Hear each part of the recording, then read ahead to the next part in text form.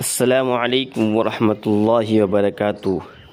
محترم ناظرین کرام، وہ سجدوں کے شوقی نمازی یہاں ہیں۔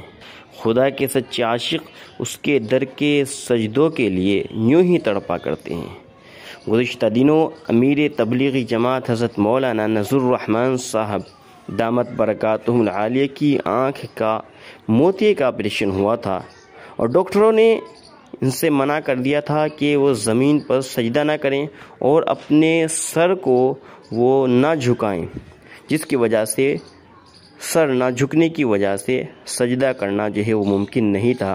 اور حضرت اقدس کا اصرار تھا کہ میں بالکل ٹھیک ہوں، سجدہ کر سکتا ہوں۔ اللہ اکبر!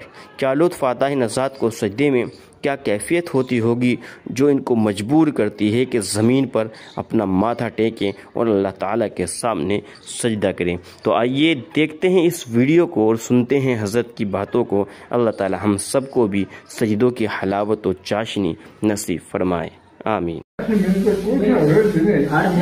حرج ہے جی، آپ کو بعد میں تکلیف ہوگی جی۔ ابھی ابھی آپ ٹھیک ہیں، لیکن جب نیچے بیٹھیں گے تو تکلیف ہوگی جی۔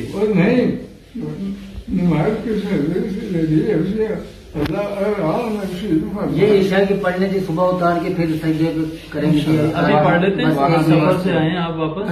وہاں بھی جی مالج نے منع کیا ہے جی، یہ عالم ہے جی، انہوں نے منع کیا ہے کہ اس کو اتارنا نہیں، یہ سر زیادہ نہیں جھکانا ہے، سر نہیں جھکانا ہے۔ وہ اگر سجدہ کریں گے تو پھر اس سے مشین گر جائے گا جی اور نقصان ہو جائے گا۔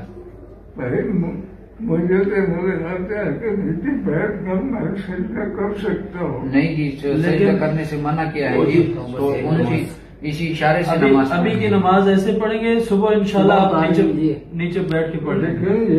یہ پاک ہے جی، پاک ہے جی، پاک ہے۔ آپ کی یہاں مرکز کی ہے یہ مرکز کی نہیں، میں پوچھ رہا ہوں کہ پاک ہے جی، یہ پاک ہے جی، کوئی خرابی نہیں، خرابی کوئی نہیں ہے۔